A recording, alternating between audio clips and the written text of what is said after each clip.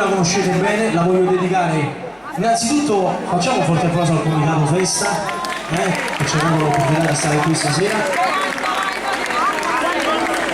ma soprattutto a tutti quanti voi, da parte mia ti amo e ti penso.